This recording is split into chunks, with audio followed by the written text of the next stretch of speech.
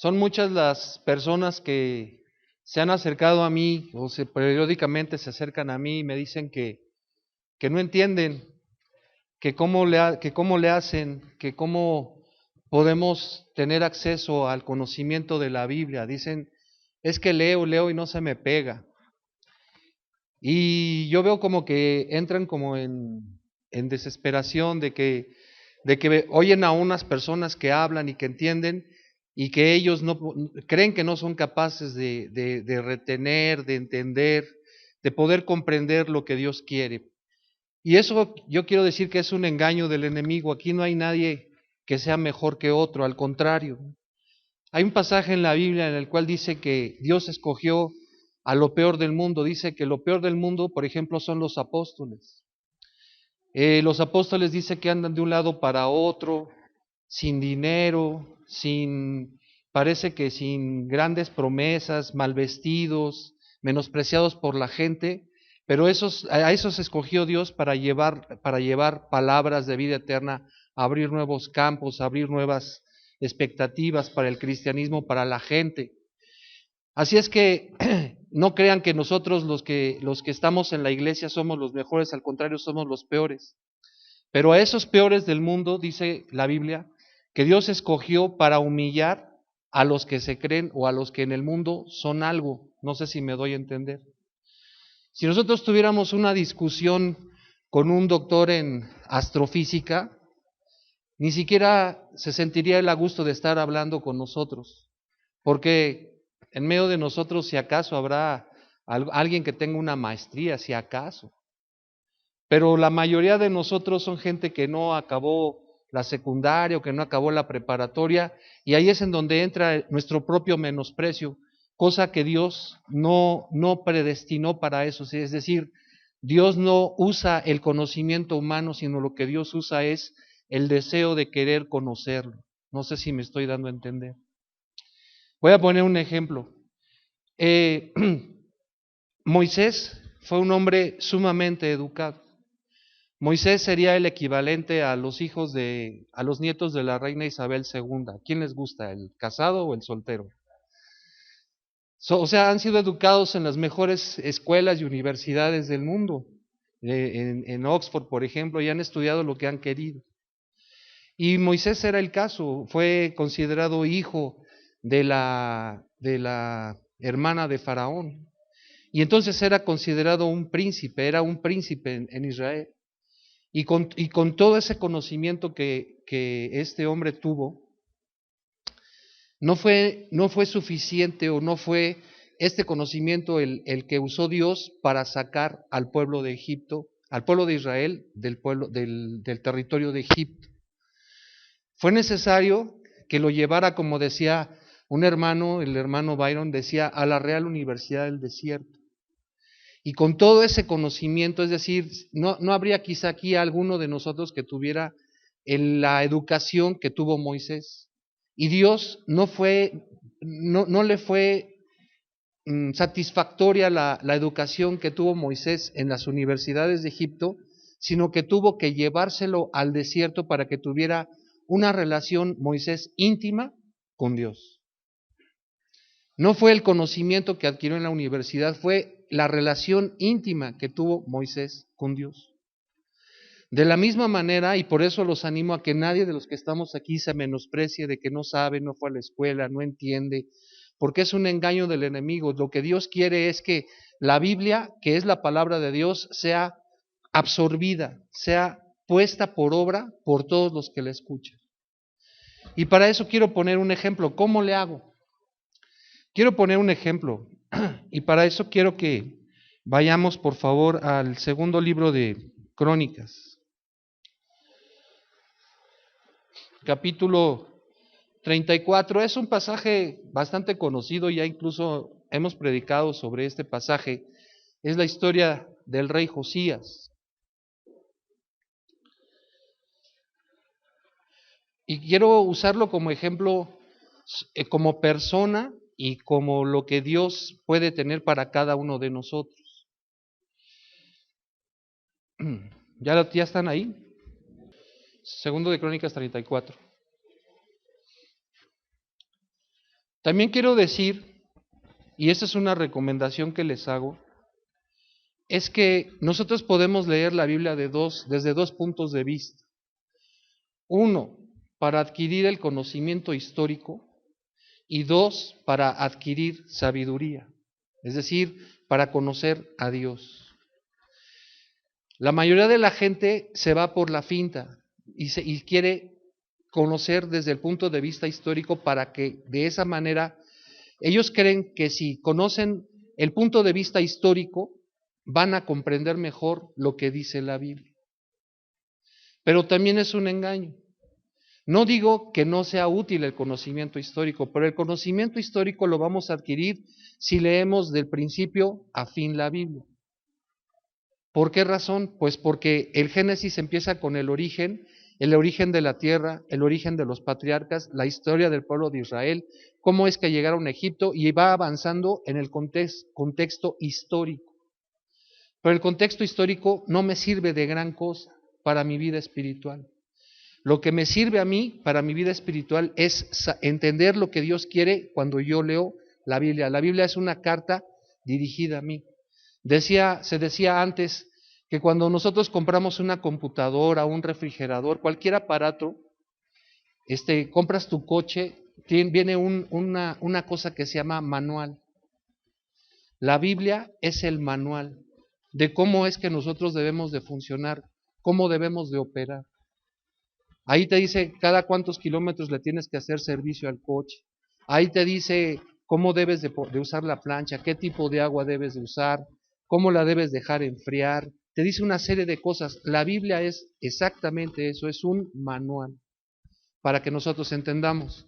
¿Es necesario que conozcas la historia de General Electric para que puedas entender cómo opera la plancha? No, pero si quieres puedes entender y meterte a estudiar la historia de General Electric, ¿no?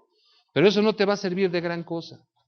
Eso es lo que quiero que comprendamos, que hay un punto de vista histórico y que es bueno que lo sepamos, pero si leemos toda la Biblia, vamos a ir entendiendo ese punto de vista histórico y vamos a comprender cosas. Por lo pronto, les animo a que el primer libro que lean sea el libro del Deuteronomio, porque el libro del Deuteronomio nos presenta una rápida y breve síntesis de toda la historia del pueblo de Israel o de los pasajes más importantes. Habla de los patriarcas, haciendo referencia solamente a ellos, pero el punto principal es la salida de Egipto y la entrada a la tierra prometida, que es exactamente una sombra o una figura de lo que nosotros estamos viviendo actualmente. Entonces, a ver, vamos a iniciar en segundo de Crónicas, vamos al verso 1. Dice, de 8 años era Josías cuando comenzó a reinar y 31 años reinó en Jerusalén.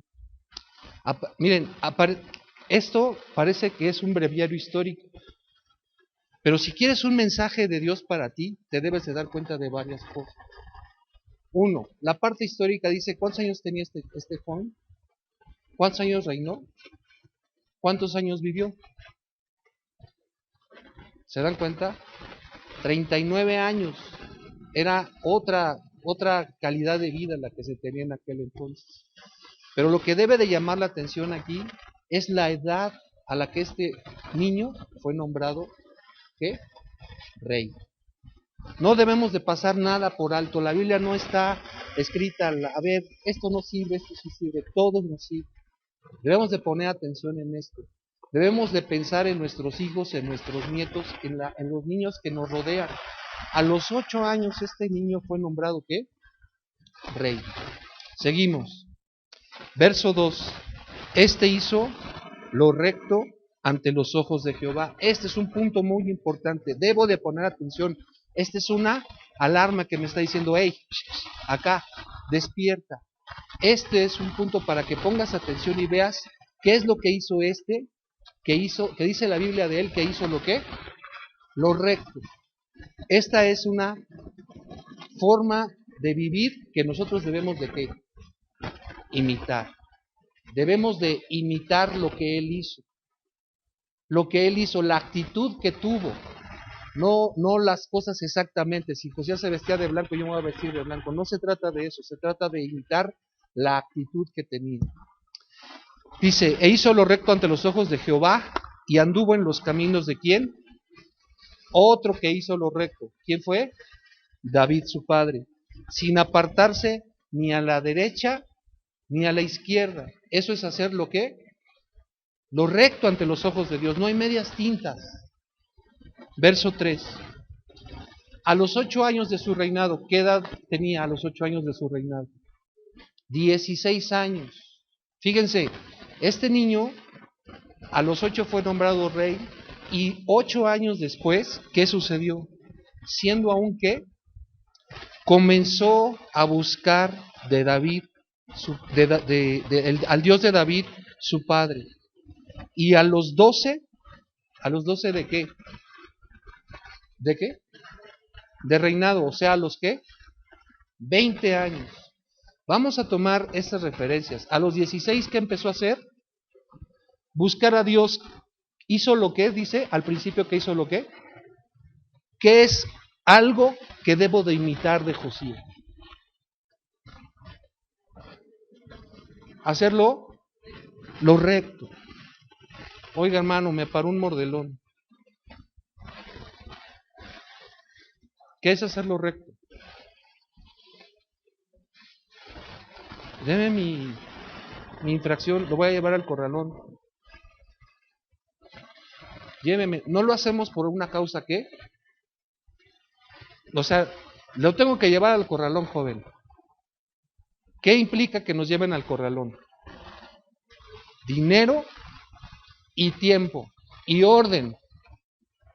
Y orden, porque si no sabes dónde tienes la factura, dónde tienes las tenencias pagadas, dónde tienes todo lo que te piden, tú te quieres evitar un problema. Y si le das una mordida, estás haciéndolo incorrecto.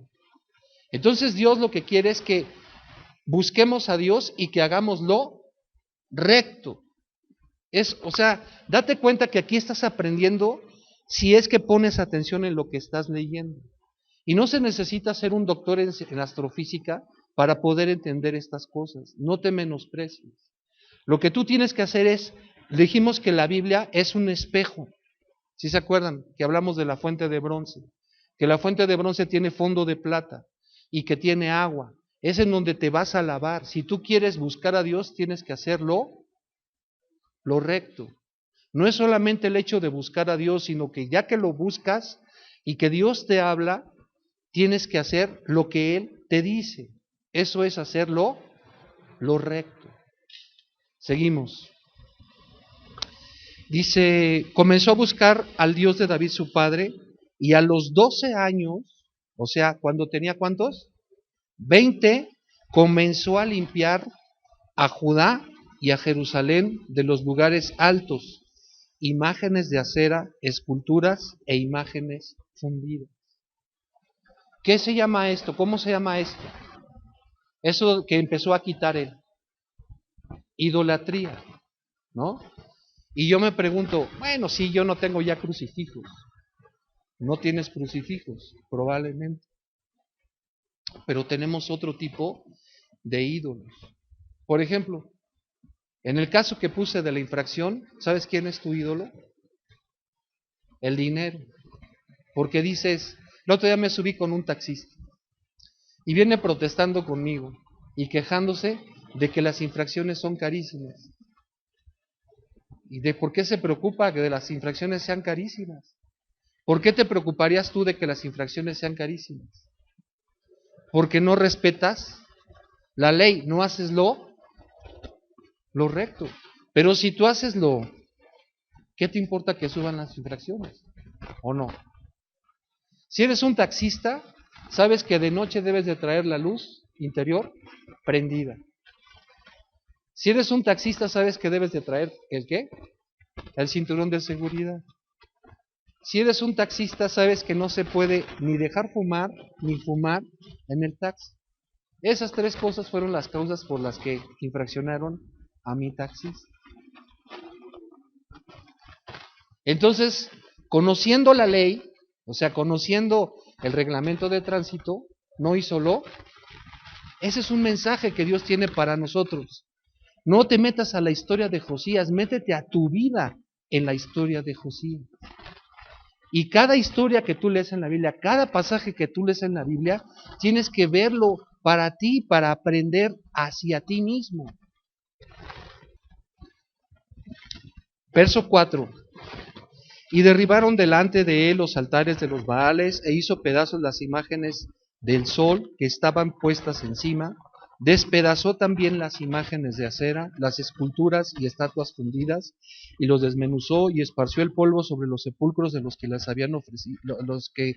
habían ofrecido sacrificios. Quemó además los huesos de los sacerdotes sobre sus altares y limpió a Judá y a Jerusalén. Lo mismo hizo en las ciudades de Manasés, Efraín, Simeón y hasta Neftalí, y en los lugares asolados alrededor. Y cuando hubo derribado los altares y las imágenes de acera, y quebrado y desmenuzado las esculturas, y destruido todos los ídolos por toda la tierra de Israel, volvió a Jerusalén. ¿Qué notas aquí?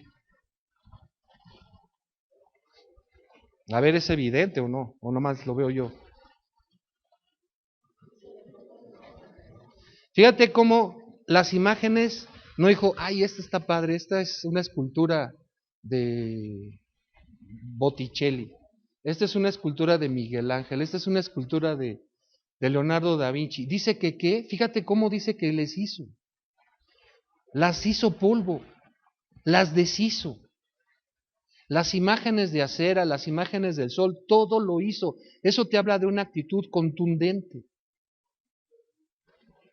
Pero tú tienes un amigo, tienes una amiga, tienes un noviecillo, tienes un programa, tienes una pequeña debilidadcilla por ahí que la podemos, no hay que ser tan exagerados. Porque era un fanático, pero nosotros no somos fanáticos, o sea, nosotros sí la podemos brincar. Es que traigo prisa, por eso es que me arreglo con el mordelón. Saben que, por ejemplo, nosotros venimos de la oficina todos los días por el circuito interior, y donde se une el circuito interior con la lateral del periférico, ahí a principios de mes, como desde el día 1 hasta el día 10, 8 por ahí, están grupos de mordelones parados con una vista, viendo quién tiene la calcomanía de verificación. Ven dos cosas, la primera es en qué termina tu placa, y la segunda, en dónde tienes la verificación. De tal manera que en el coche, cuando yo traía el Corsa, una vez le pusieron la verificación del lado del conductor, y como no tenían rayos X para verla, me pararon 3 veces, y me pararon en la gasolinera que está delante de la cancha del Seguro Social. Ya que se dieron, ya me paraban y ya que veían, sígale, sígale, así como enojados, ¿no? De que se les había ido el cliente. ¿Por qué? Porque los que no verifican a tiempo es que tienen en poco la ley. Y como los agarran, ahora pues tengo que salir del problema y se me hace más fácil darle 200, por cierto que una mordida de esas vale 600 pesos. Pero si no muerde, entonces te cuesta como 1,200 con todo y el corralón, la verificación y todo lo que tienes que hacer, más la pérdida de tiempo. Entonces nosotros creemos que vale la pena dar 600 y nos ahorramos otros 600. Y él va pérdida de tiempo. No, hermano, olvídese, es más fácil dar la mordida. Pero este hombre no consintió en eso. Este hombre mandó destruir todo. Y aquí es en donde entran cosas que son sombras y figuras, y me llama la atención que lo hizo en todas las ciudades. Y yo me pregunto, si yo soy un jefe de casa, yo tengo mi casa, y esto lo podré imponer en mi familia, ¿o hasta dónde debo de llegar? ¿Hasta dónde debo de llegar? No, a mi hijo sí le doy chance, como ya está grande. No, a mi hijo es adolescente, pues tiene que... Nosotros debemos de tomar estas decisiones, y esas decisiones son firmes. Porque Josías hizo cosas que le agradaron a Dios, porque hizo lo recto delante de Dios, y esto es una alarma para que si yo quiero agradar a Dios, debo de imitar su fe. Y la fe de Josías era grande, porque yo me pregunto, si el presidente municipal de Tlanepantla, o vamos a ponerla más compleja, En la colonia Anáhuac, quien se ha metido, sabe que en muchas esquinas de la colonia Anáhuac hay altares. ¿Qué habría hecho Josías? ¿Y qué habría hecho la gente? ¿Y qué dice aquí? Que Josías le temblaba la mano, que Josías la pensó 2 veces. No dice las consecuencias que tuvo, pero ¿ustedes creen que no iba a tener consecuencias? Los sacerdotes del dios del sol, de Acera y todos esos que vieron borrada su forma de ingreso, ¿no creen que habrán hecho panchos? ¿No creen que se habrán querido levantar en armas? Eso no lo dice la Biblia. Como tampoco te dice que si tú haces estas cosas y eres un joven vas a tener problemas con tu papá, eres un fanático, la escuela la estás abandonando, estás loco. Si eres una persona adulta y te has tenido vecinas en la calle, en la casa, ahí con toda la gente, ya se volvió loquita, esta ya está muy chafarelita, porque miren nada más todas las cosas que está haciendo, y antes también que nos llevábamos, y ahora ya había quitó la Virgen, ya no se la puedo llevar. Ahí en la colonia llevaban la Virgen del Rosario y que la recibían y la tenían ahí, le rezaban su rosario, y ahora ya no damos chance. Todas esas cosas tienen consecuencias. Y las consecuencias las va a ver también en tu casa. Josías hizo lo que, ¿por qué hizo lo recto? Porque aplicó lo que Dios, no aplicó la ley, aquí dijeron la ley, no, ahorita te vas a llevar una grande sorpresa, una muy grande sorpresa. Este hombre a los 16 años empezó a buscar a Dios y a los 20, o sea, 4 años después, hizo estas cosas. A los 18 años de su reinado, o sea, ¿qué edad tenía? 26 años. Después de haber limpiado la tierra y la casa, o sea, también limpió su ¿qué? O sea, metió en orden a su señora, a sus hijos, a sus sirvientes, a su jefe de estado, a todo el mundo metió este hombre en orden. Envió a Safán, hijo de Masalia, a Maasías, gobernador de la ciudad, y a Joa, hijo de Joacás, canciller, para que reparasen la casa de Jehová, sus Dios. Otra cosa importante, cuando leas la Biblia, si no sabes el significado de una palabra, ten junto un diccionario. ¿Qué es un canciller? Porque aquí menciona 3 nombres. Por versos más adelante podemos casi que deducir que el primer nombre que dice era un escriba. El segundo que dice es un ¿qué? ¿Es el qué? Es el Marchelito Ebrard, ¿no? Es el Marcelo Ebrard de la ciudad. Y el tercero que nombra es ¿qué? ¿Quién es el canciller? ¿Qué quiere decir la palabra canciller?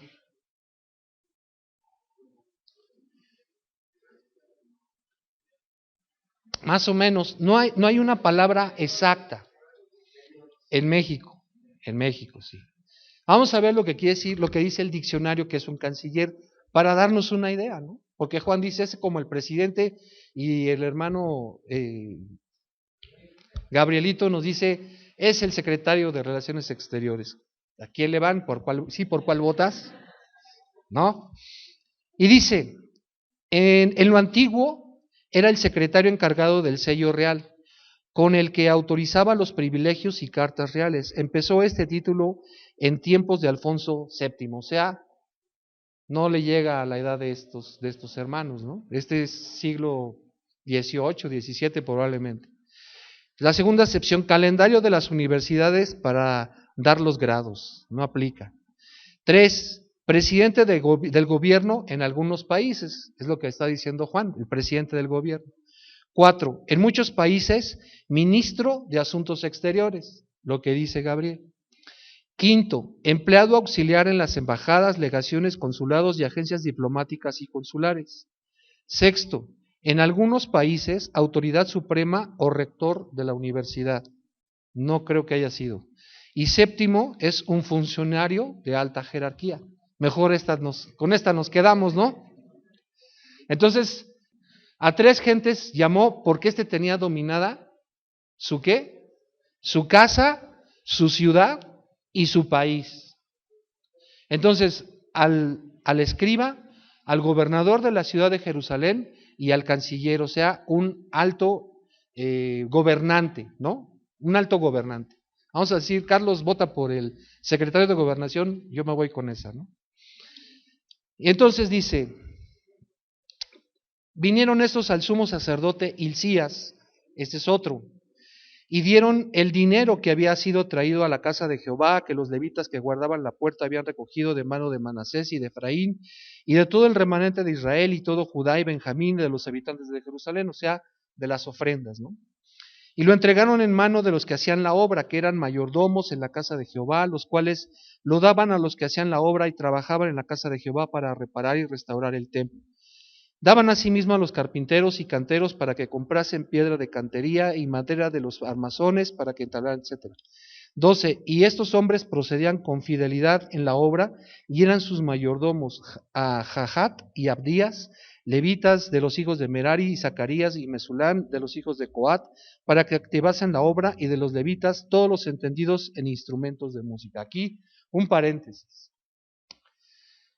Los hermanos, regularmente cuando no entendemos, y en muchas otras circunstancias y situaciones de nuestra vida, nos sentimos los llaneros solitarios.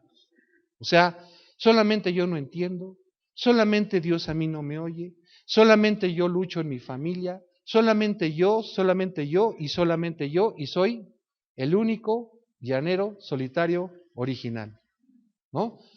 Pero este pasaje nos habla de que hay mucha gente inmiscuida en la restauración del templo, porque lo ordenó uno, pero muchísima gente tuvo que ver. Y tú tienes que ver la perspectiva de la vida cristiana como un conjunto. Aquí no, la iglesia no es de llaneros solitarios. La iglesia no se trata de llaneros solitarios, porque hay versículos, y tú debes de saberlos y de acordarte de ellos, que dice que estamos para apoyarnos los unos a los otros. Dice que estamos para soportarnos, y cuando dice soportarnos, no es aguantarte que me caes gordo, es hacer la labor que hace esa columna, está soportando un peso. Eso es a lo que refiere. Me cae gordo, pero lo soporto, hermano. No se trata de eso. Se trata de que le brindes un soporte en sus debilidades, porque hay otros que te brindan soporte en tus debilidades y en tus necesidades. La iglesia no es de llaneros solitarios. Estas cosas las estamos hablando rapidísimo. Y no quiere decir que esto, si tú dices, ay, es que lo dijeron tan rápido también, que yo soy llanero solitario, ¿yo cuándo voy a llegar a eso? No es de llaneros solitarios. ¿Quién dice que hay prisa? Lo dice claramente, mira, este hombre fue nombrado rey a los 8 años. 8 años después, la mitad de su vida o el doble de su vida, empezó a buscar a Dios. Y para actuar se llevó 4 años. 4 años. Y a los 26 es cuando sucede esto que está diciendo. ¿Dónde está la prisa? Y solamente vivió 39 años. No te digo acuéstate a dormir. Lo que te digo es, no eres el llanero solitario. No te desesperes. Dios te va a dar inteligencia, sabiduría para leer, comprender y sobre todo poner por obra. Poner por obra. Pero no todos son llamados a predicar al frente de una iglesia. No todos. Lo que sí somos todos es llamados a predicar el evangelio. Pero no todos están llamados para eso. A unos les dio Dios una gracia, a otros les dio otra. Tú ve qué gracia te dio y úsala. Hay gente que consuela con el simple hecho de escucharla. Nosotros tuvimos un caso así, hermano, y mire, y dices, ay, no soy el llanero solitario. A mí también me consuelan. Yo también puedo consolar. No se sienta nadie el llanero solitario, hermano. Y luego dice, verso 14. Bueno, había hasta cargadores, verso 13, dice, también velaban sobre los cargadores y eran mayordomos de los que se ocupaban en el alquiler. O sea, tú imagínate que a quien le gusta aquí, a lo mejor hay gente que dice, es que lo único que hago es venir a limpiar. ¿Y eso lo tienes en poco? ¿Eso lo tienes en poco, el venir a limpiar? ¿No te da gusto que los días que hay culto, los domingos, los miércoles, las reuniones de oración los viernes, etcétera, lo que haya en la iglesia, todo está en orden, están perfectamente alineadas las sillas, está limpio?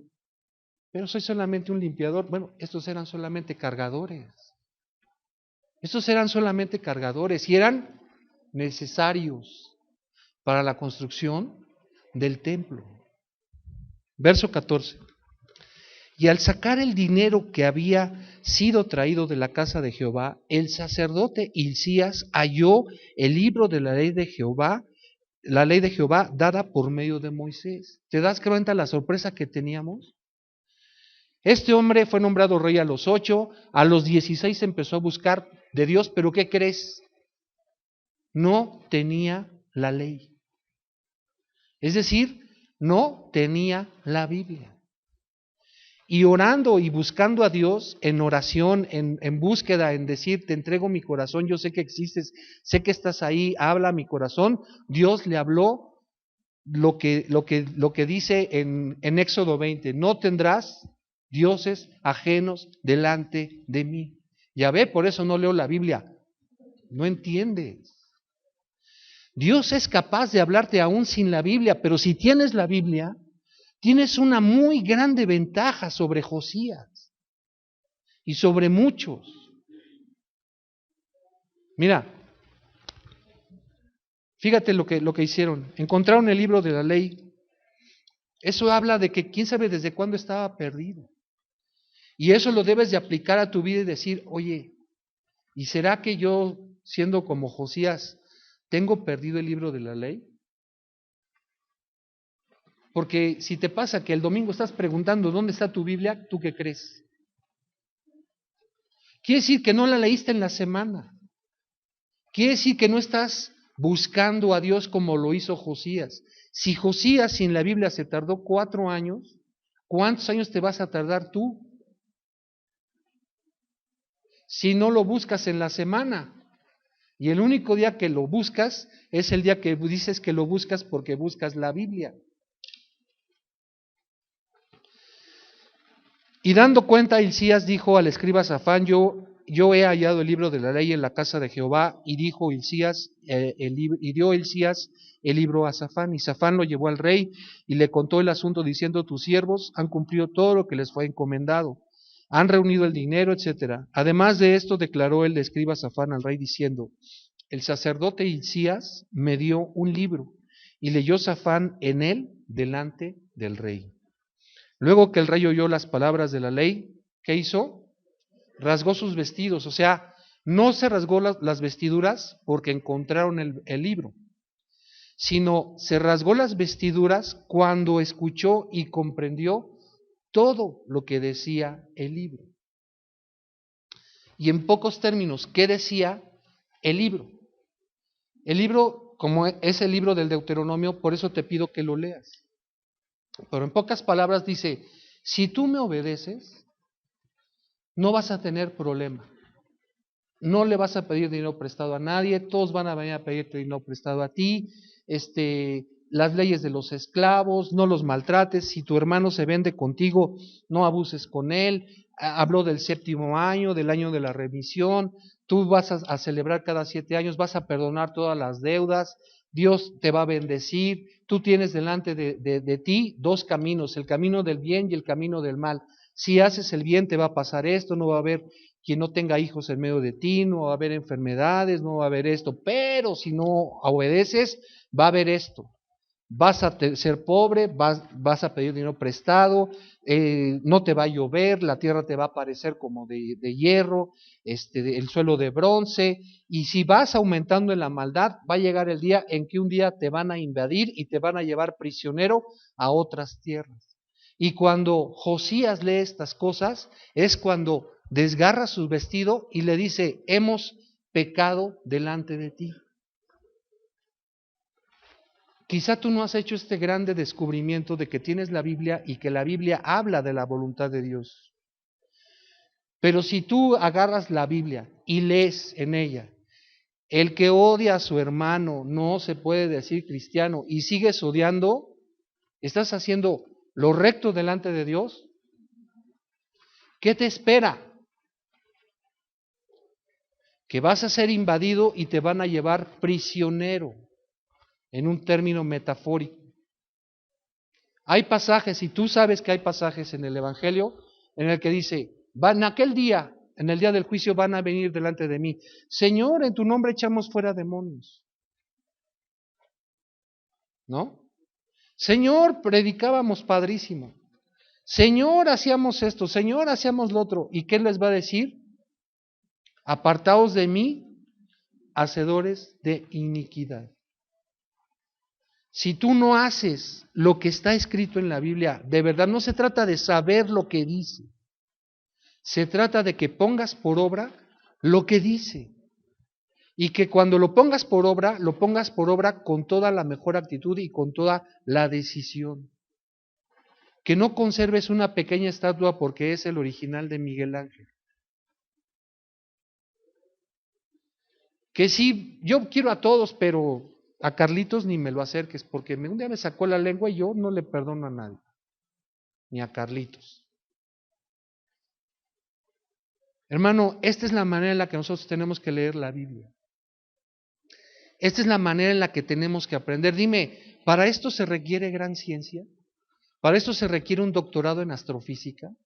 ¿Para esto necesitas conocer el contexto histórico? ¿De qué te sirve el contexto histórico? ¿De qué te sirve saber quién fue el papá de Josías? ¿Alguien no entendió esto porque no sabía quién fue el papá de Josías? ¿Alguien no entendió esto porque no sabe quién gobernó después de Josías? ¿Alguien no entendió esto porque no sabe si el libro por quién fue escrito el libro de Crónicas? ¿Qué tipo de hombres lo escribieron? ¿Alguien no comprendió este pasaje por eso? ¿Verdad que no? No se trata de eso. Es relativamente importante, pero no es absolutamente necesario. ¿Qué es lo que sí es necesario? Que cuando leas la palabra de Dios, la pongas porque el que pone las cosas por obra, hace las cosas, anda en los caminos de Dios y anda rectamente. El que lo pone por obra, no el que lo lee. Porque te repito, puedes leer las cosas desde el punto de vista histórico. Y bueno, ¿y qué decir de los que ni saben dónde está la Biblia? ¿Qué decir de los que, bueno, saben en dónde está, pero no la leen? ¿Se puede decir que están buscando a Dios?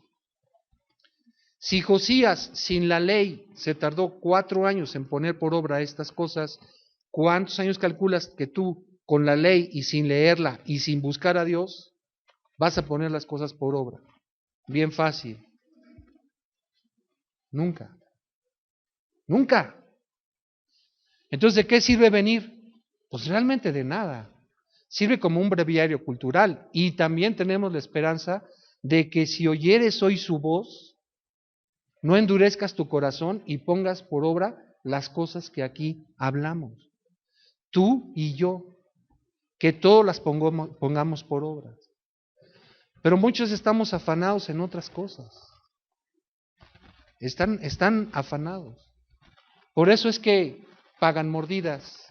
Por eso es que no verifican a tiempo. Por eso es que no pagan impuestos. Por eso es que creen que el gobierno les debe. Y por eso van a anular su voto. Son los mismos rateros de siempre.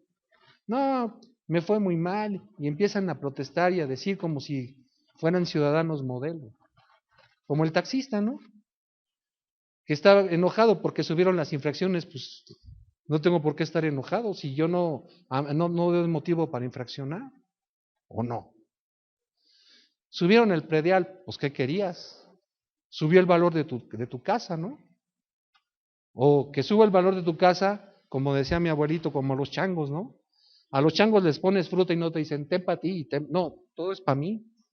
¿no?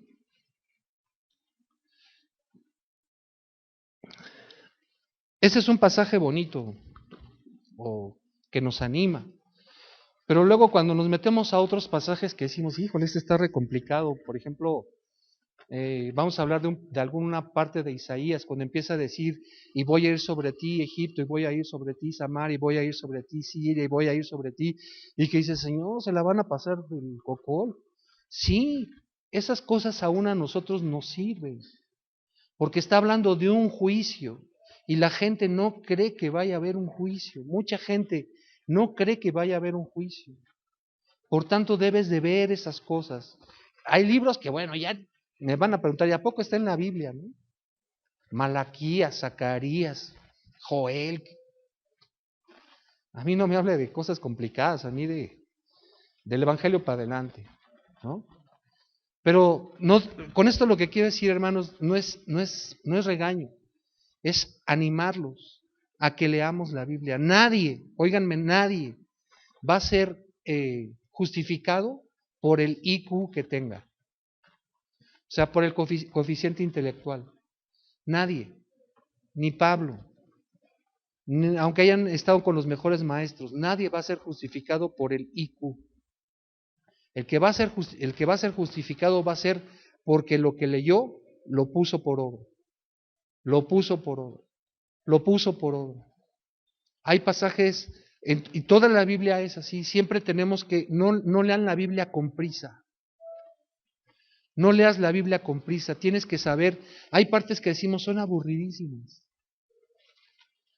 Por ejemplo, las genealogías. Las genealogías dices, esto mejor me lo brinco. Ah, está bien, bríncatelo pues. O sea, no creo que haya gran enseñanza ahí, pero algo hay. Y esa enseñanza es que hubo gente que ha estado desde siempre y que ha venido de generación en generación la promesa de Dios y que nos ha llegado hasta nuestros días y va a llegar más allá porque se refiere a genealogía del pueblo judío. Y que en los postreros días los que van a predicar el Evangelio son los judíos. Y que se van a volver a levantar levitas y sacerdotes y todos estos, y esa importancia tiene. Otra importancia que tiene es que, por ejemplo, dice que cuando regresaron de la deportación a Babilonia, los que no se hallaron registrados como sacerdotes, como levitas, no los consideraron como sacerdotes y levitas. La ley de Dios es firme, es justa. Y eso quiere decir que si tú venías a la iglesia, estabas aquí, pero nunca aceptaste a Cristo, y cuando lo aceptaste dijiste, bueno, nada más hago la confesión, pero no me bautizo, hay una ley, hay una regla, hay cosas que tenemos que cumplir para que seas considerado sacerdote y levita y lo que sea. O sea, no menosprecies ninguna parte de la Biblia, ninguna. Y si lo que quieres es buscar el contexto histórico, pregunta, que nadie te va a apedrear. Dijimos que el contexto histórico no, hermano, no me pregunto. No, nadie te va a pegar, nadie te va a apedrear, nadie te va a decir.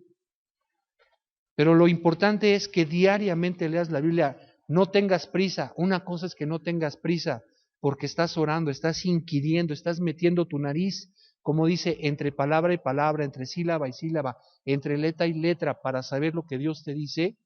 Y otra cosa es que leas solamente 5 minutos porque estás viendo que ya viene la novela, son 9:30 y mejor aquí le paramos porque está buenísimo. Vamos a ponernos en pie, hermanos.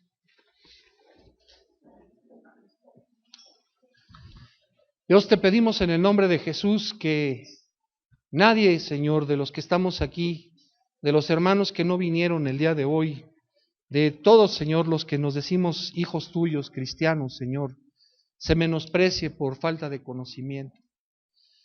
Te pedimos, Dios, que avives el fuego, Señor, que avives el don que cada uno de nosotros tenemos para buscarte, Señor, para alabar tu nombre, bendecirte, pero sobre todo para conocer tu voluntad y ponerla por obra.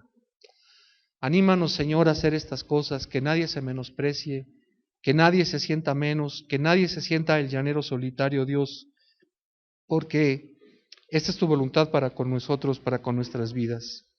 En el nombre de Jesús te lo pedimos. Amén.